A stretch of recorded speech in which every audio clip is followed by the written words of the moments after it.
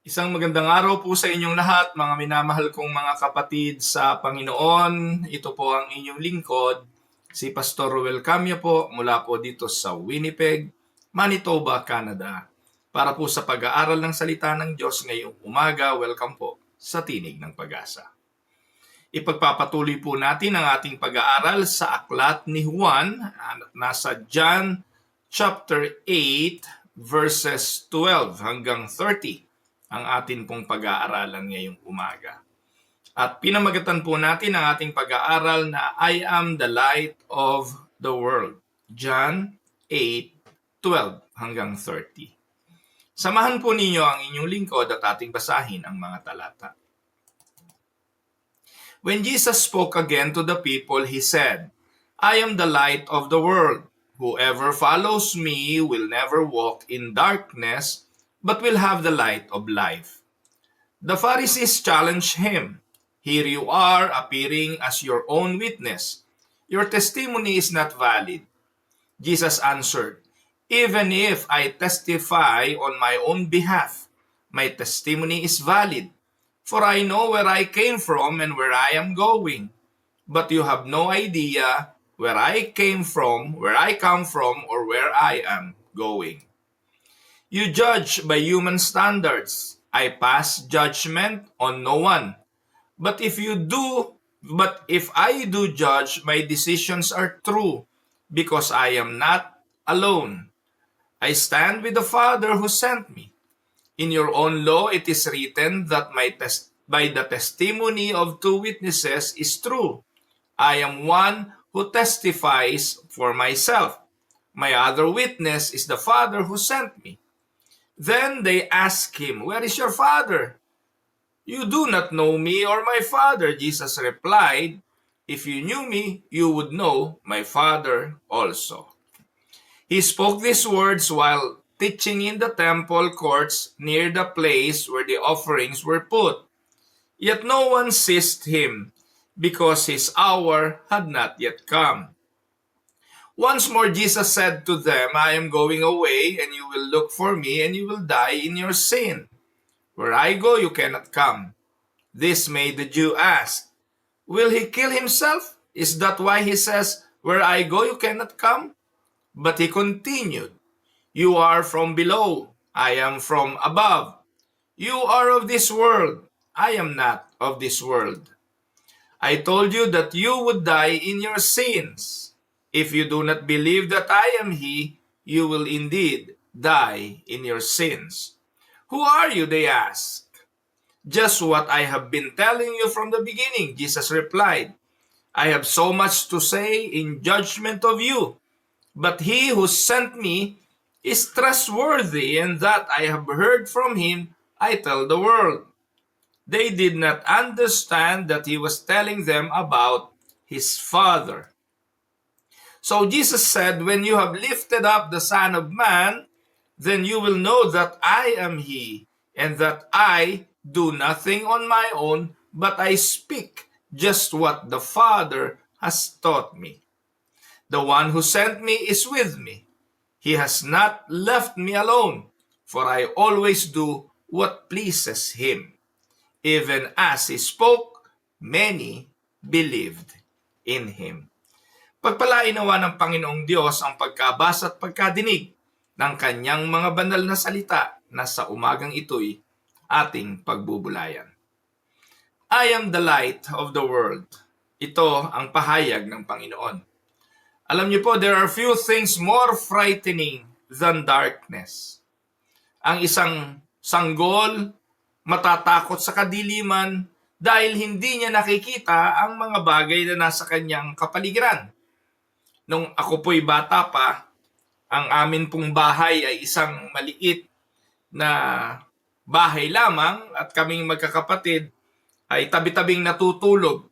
Ako, si Lando, si Emma. Noong mga panahon na yun, wala pa yung bunso. Naalala ko nung ako'y maliit pa eh. Ang nanay ko po mahilig mangapit bahay. Magdadayo po yun doon sa lola namin, sa malapit lang po naman sa tabing bahay. At makikibingo, no? Binisto pa yung nanay ko, nagbibingo eh, no? Nung araw, yun ang libangan ng mga nanay eh. magbingo sa gabi. Naririnig ko po yung bola ng bolilyo. Pero dahil napakadilim, wala naman po kaming kuryente nung araw nung kami mga bata pa eh. At napakadilim po, natatakot ako. So, alam ko naman na kapag ako'y tinawag ko nanay ko dahil natatakot ako, pagagalitan ako. So, ang ginagawa ko, kinukurot ko si Lando, yung aking kapatid na sumunod sa akin. So, kukurutin ko si Lando, di magagalit, iiyak. Darating yung nanay ko. Pag dumating yung nanay ko kasi narinig niya iiyak ni Lando, uuwi na yon. At doon po, magiging panatag na ako dahil alam ko nandun na yung nanay ko. Takot ako sa dilim eh. No? Pero kalauna, nabisto rin ako na kinukurot ko si Lando. Tatanungin ng nanay ko, ba't ka naiyak? Kuya, kinurot ako. Ayun, napapagalitan din ako at napapalo. Pero alam nyo, kahit mapalo ako nung oras na yon at mapagalitan, panatagal loob ko dahil alam ko nandun ang nanay ko at hindi na ako natatakot sa dilim. Alam niyo yung driver without a headlights will soon crash. Importante ang ilaw.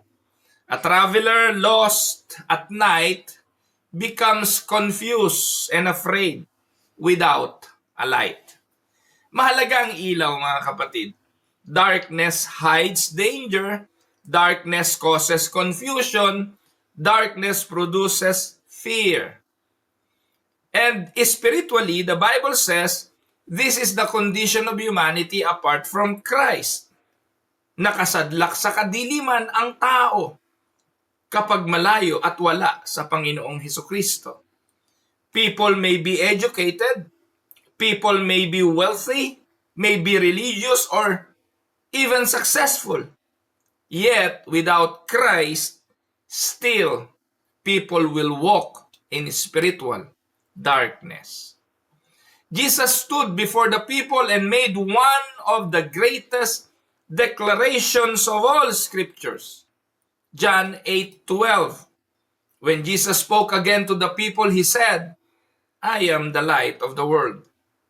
Whoever follows me will never walk in darkness but will have the light of life. Mga kapatid, this is not just a mere poetic statement of the Lord Jesus. This is a declaration of His deity.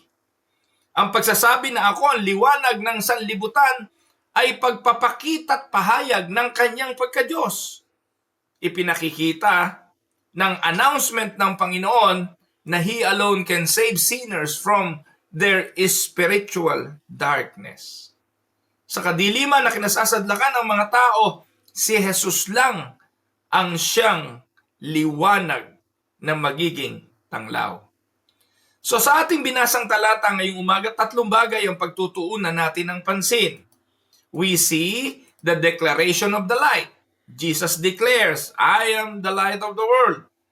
But when He declared that He was the light, people reject the light. And we will see the destiny of those who ignore and reject the light. 3 bagay yan, importante. Atin pong unahin yung declaration ng ating Panginoong Hesukristo nang ipinahayag niyang siya ang liwanag ng buhay. When Jesus declared, I am the light of the world, this is one of the great I am statement of Jesus in the Gospel of John. Sa John, maraming pagkakataon, binanggit niya yung word na I am. I am the bread of life. Po? Sinabi niya yon. I am the way, I am the truth, I am the life. Nandito, I am the light of the world. Alam niyo, the phrase I am points back to God's divine name na ginamit ng Diyos nang inireveal ang kanyang sarili kay Moses.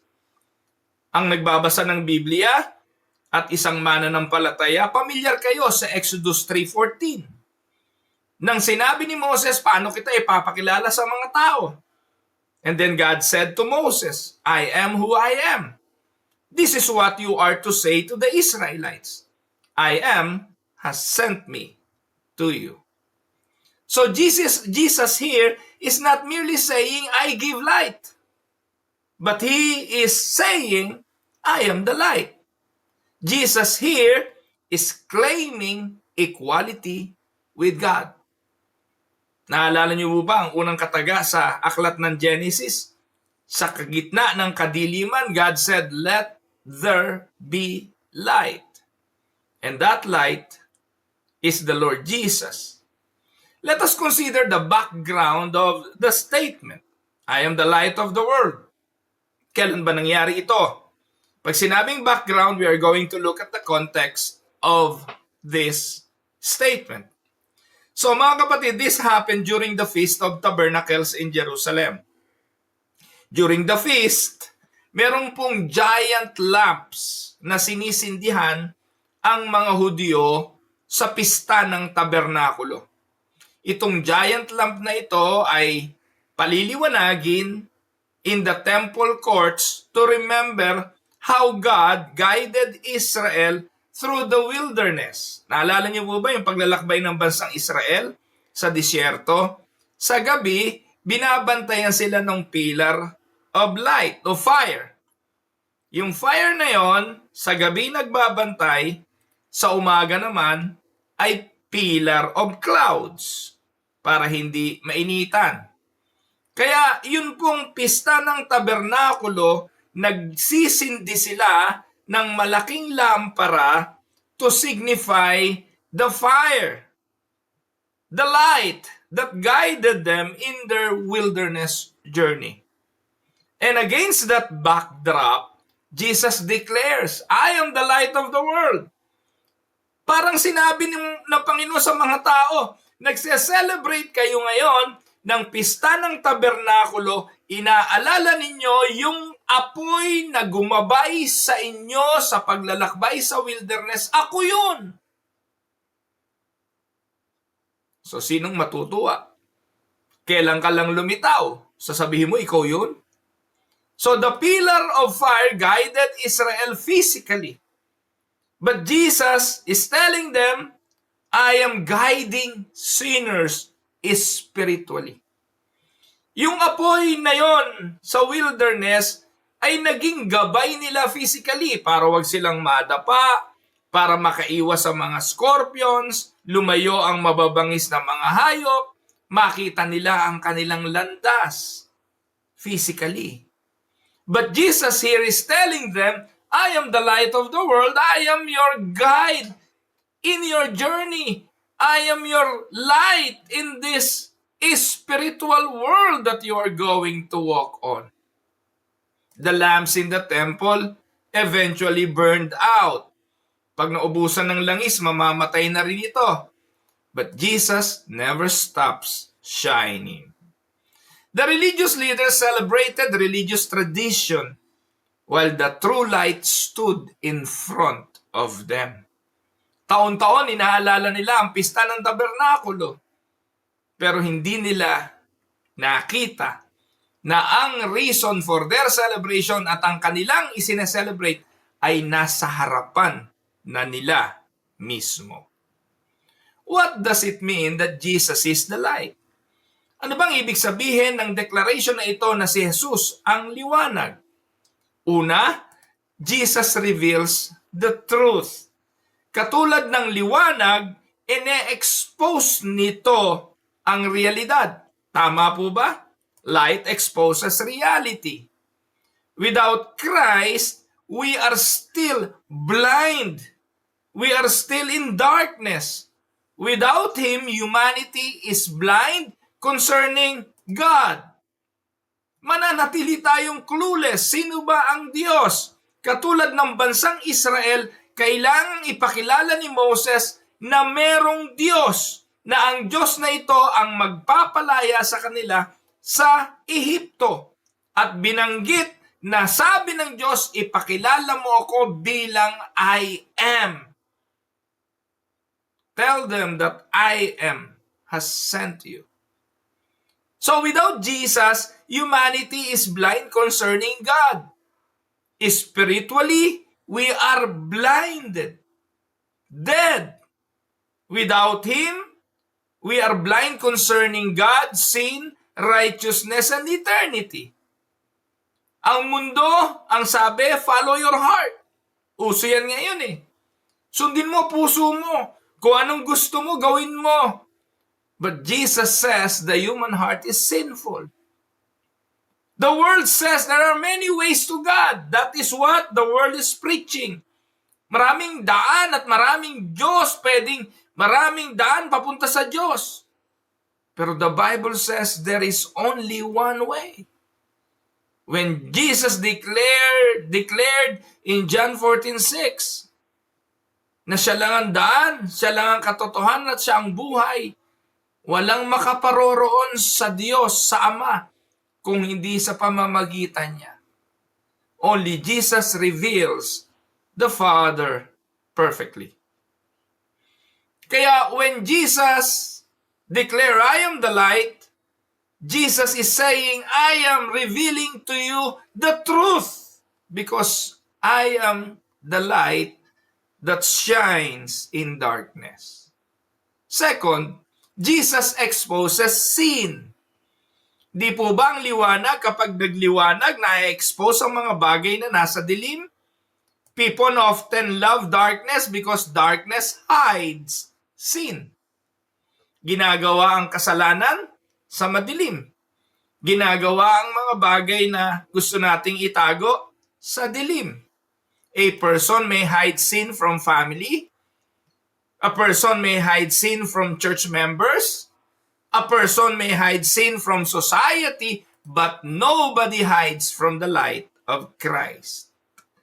Kaya when Jesus shine in your life, the first thing that He will do, He will expose the sins in your life. The light of Jesus exposes pride, hypocrisy, lust, greed, unbelief. Yung mga Pariseo look holy outside, outwardly, but inwardly, they rejected the Son of God.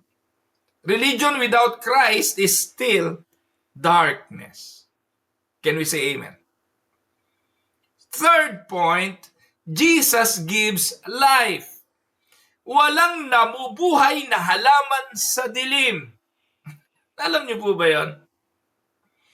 Planting season na naman ngayon mga kapatid eh. Uso na naman ng pagpupunla. Nung isang araw, tonto ako, may nagbigay sa akin ng buto ng kangkong. Yung Chinese kangkong. Ang instruction, ibudbud ko lang sa maliit na pot, pagkatapos diligan at hayaan ko na. So, maniwala kayo hindi, nilagay ko po sa harapan ng bintana namin dahil doon lang merong araw. 4 na araw lang Isang dangkal na yung kangkong No? Ang bilis, no? Dahil may liwanag, may nutrients ang lupa. Maganda yung sikat ng araw. Ang bilis lumago. Kaya lang nagkamali ako. Akala ko yung kangkong na yon katulad din ng kangkong sa atin sa Pilipinas na kailangan maraming tubig. Ginawa ko po, dinamihan ko tubig, namatay. Iba ho pala yung Chinese kangkong kesa dun sa kangkong natin na nakalutang sa tubig. Ito palang Chinese kangkong, katulad ng, hindi po pala dapat maraming tubig. Yun ang aking kapalpakan.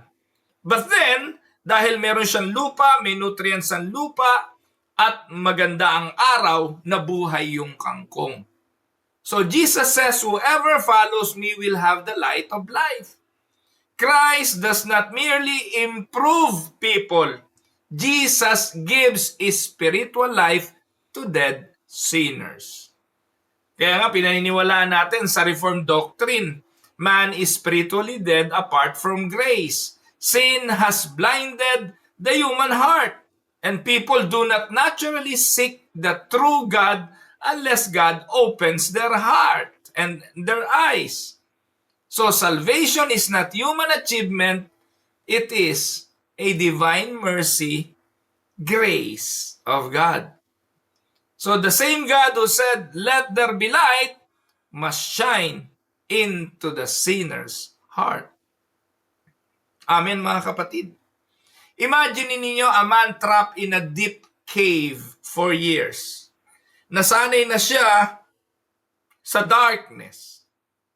Sanay siyang walang nakikitang liwanag. And when the light suddenly appears, ano mangyayari? Sasakit ang kanyang mata. Sa simula, i-resist niya ang liwanag. Masisilaw siya rito. And this is what happens when the gospel shines upon sinful hearts. You remember what happened to the Apostle Paul? Si Saulo, bago niya makita ang Panginoon, literally nabulag siya kasi hindi kaya ng isang nasanay sa kadiliman ang instantly makita ang liwanag ng Panginoon. Nakita niyo po ba? Yun po ang dahilan. Some repent and rejoice, others reject the light because they love darkness. Sumunod po, tingnan natin ang naging epekto ng declaration ni Jesus na I am the light of the world. The next is the rejection of the light. Alam natin, natanggap natin ang katotohanan na ang mga tao hindi ito i-accept. Sa John 8:13-20. Here you are appearing as your own witness, your testimony is not valid. Narito ka, nagsasalita ka tungkol sa iyong sarili. Ikaw ang nagpapatotoo sa iyong sarili. Hindi yan legal, hindi yan valid, hindi yan tama. The Pharisees immediately challenged Jesus. You are bearing witness about yourself.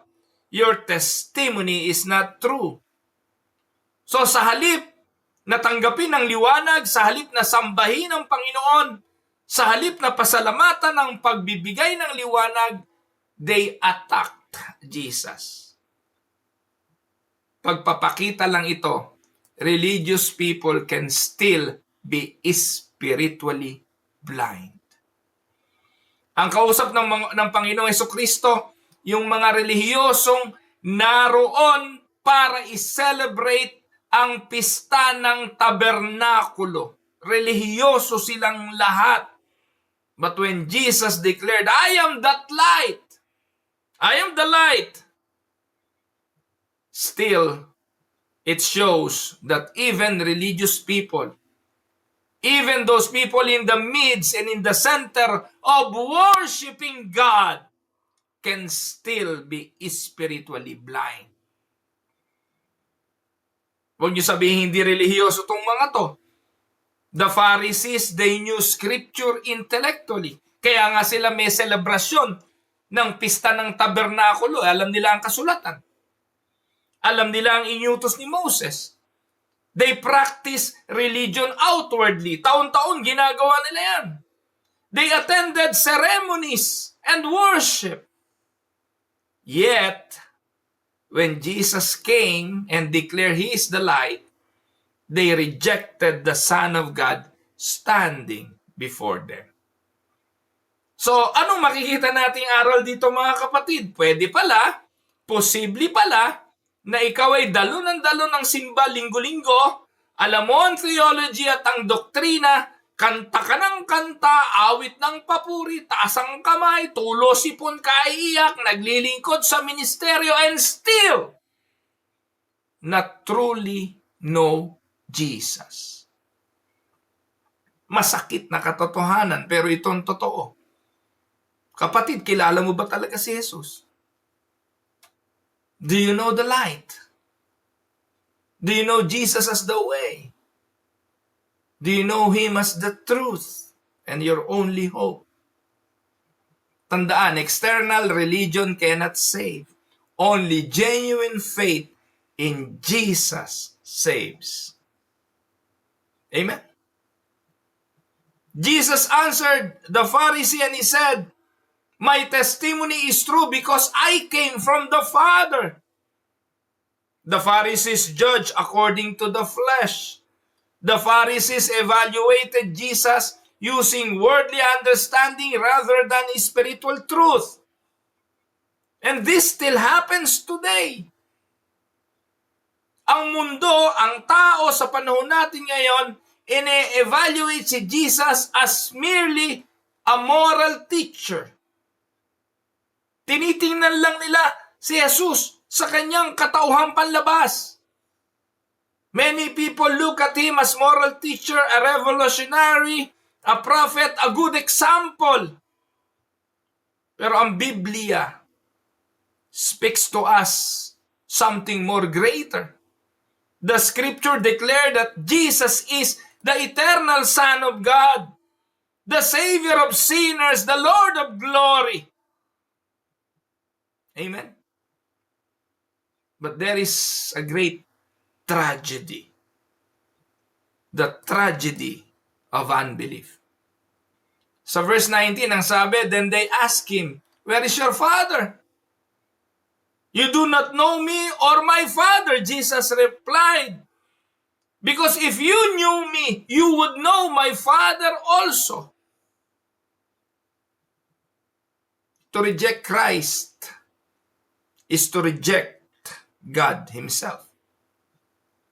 Walang taong makakaklaim na naniniwala sa Diyos pero hindi niya tanggap si Jesus bilang anak ng Diyos at Diyos. The Father, the Son, cannot be separated. Amen? A person may reject sunlight by closing the curtains or the blinds, but the sun still shines. Likewise, unbelief does not diminish Christ's glory. It only leaves sinners in darkness. Amen? Now, pangatlong punto ng ating pag-aaral, anong destiny of those who rejected the light? John 8:21-30, ating mababasa. Sa mga talatang yan, Jesus gives a solemn warning. Makikita po natin yan sa verse 24. Sabi ni Jesus, I told you that you would die in your sins. If you do not believe that I am He, you will indeed die in your sins. Kapag binanggit minsan, mahalaga yon. Pero pag inulit, isa lang ibig sabihin, reiterated, napakahalaga. I told you that you would die in your sin.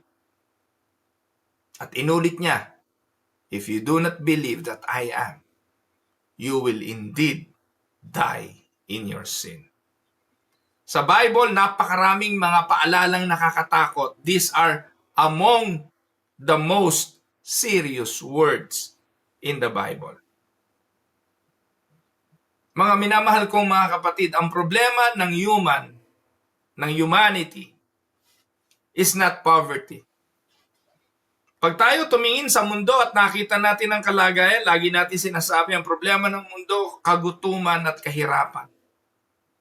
Problema ng Pilipinas, politika. Sa Senado lang kitang-kita mo ang kapulpulan ng mga politikong pulpul. Wala na pong ginawa kundi magbangayan ng magbangayan. Walang na-accomplish ang mga politiko sa Pilipinas kundi magpropaganda at magpapogi sa social media. Habang ang mundo, Pilipino, naghihirap, nagdurusa. But I would like to tell you, the greatest human problem is not poverty or politics. It is not even sickness or war. The greatest problem is sin. Ang ugat ng lahat ng ito'y kasalanan. At ang sabi ng ating Panginoon, pag hindi ka nanampalataya, mamamatay ka sa iyong kasalanan. To die in sin means facing judgment without forgiveness, standing before God condemned, and being eternally separated from God. Mga minamahal kong mga kapatid, people spend their lives preparing for careers, preparing for retirement, and preparing for earthly success. Yet many never prepare for eternity. Only Christ can save. Amen? Jesus alone removed sin because He alone bore sin at the cross. The light of the world will soon Go to Calvary, and at the cross, darkness covered the land. Christ bore divine wrath. The sinless Savior died for guilty sinners. And through his death and resurrection, sinners may receive forgiveness and eternal life. Amen. Makikita rin natin sa mga talatang ating binasa yung sovereignty of God in salvation. Sinabi ni Jesus sa verse 30, even as he spoke, many believed in him. Ibig pong sabihin, hindi naman pala lahat ng nakikinig sa kanya ay tinanggihan ng liwanag. Kasi sabi ng verse 30, habang siya'y nagsasalita, may mga sumampalataya. Even while others rejected Christ, God has drawing people to faith. So this reminds us that salvation is ultimately the work of God.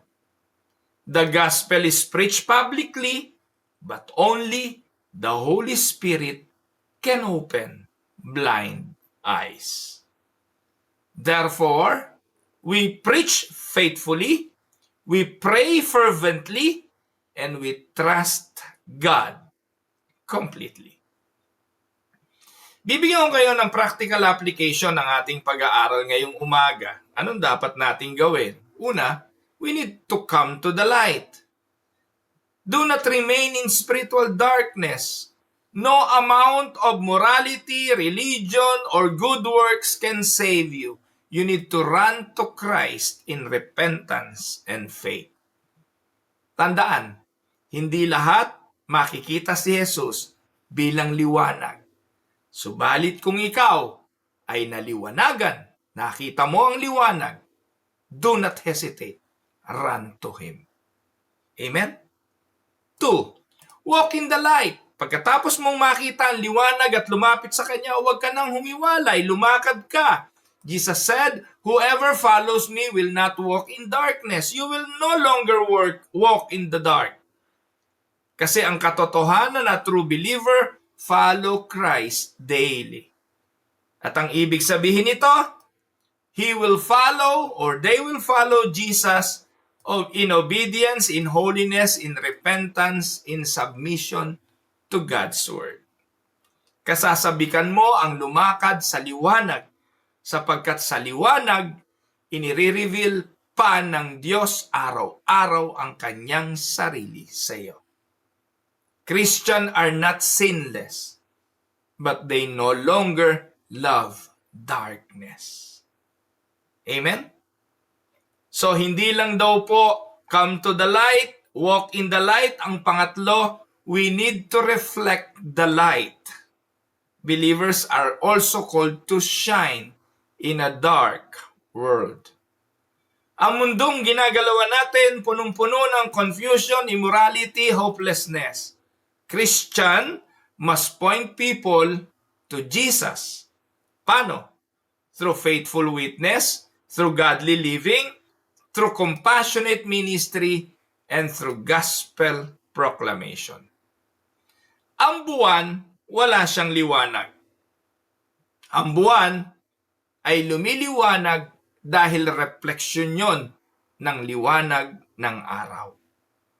Likewise, the church has no light, it just reflects the glory of Christ. Amen? So bilang konklusyon, mga minamahal kong mga kapatid, the question in this passage that we read is simple. What will you do with the light?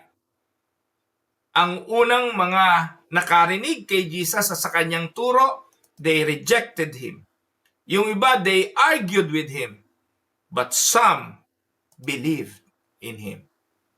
So Jesus still stands before humanity declaring, I am the light of the world. Without Him, there is darkness. Without Him, there is blindness. Without Him, there is death. But with Him, there is forgiveness, truth, hope, and eternal life. Come to the light today. Amen? Now, to end, let us give some reflection questions. One, in what ways does spiritual darkness appear in today's world? Why do many people resist the light of Christ? What does it mean practically to follow Jesus? Are there areas in your life where you are hiding in darkness? And the last, how can believers reflect Christ's light in their homes, churches, and communities? Pagpalain kayo ng Panginoon, tayo po'y manalangin. Father, we thank you for sending Jesus, the light of the world. We confess that apart from him, we were blind and lost in sin. Thank you for your mercy that opened our eyes to the truth of the gospel. Father, may you shine your light into every dark corner of our hearts. Lead us in holiness, obedience, and faithfulness. Help us to follow Jesus daily and to reflect his light before a dying world. May all glory belong to Christ alone, our Savior and King. This is our prayer in Jesus' name. Amen. Ako po ang inyong lingkod, si Pastor Roel Camia po, mula dito sa Winnipeg, Manitoba, Canada, para sa ating pag-aaral ng salita ng Diyos ngayong umaga, dito po sa Tinig ng Pag-asa. Pagpalain kayo ng Panginoon.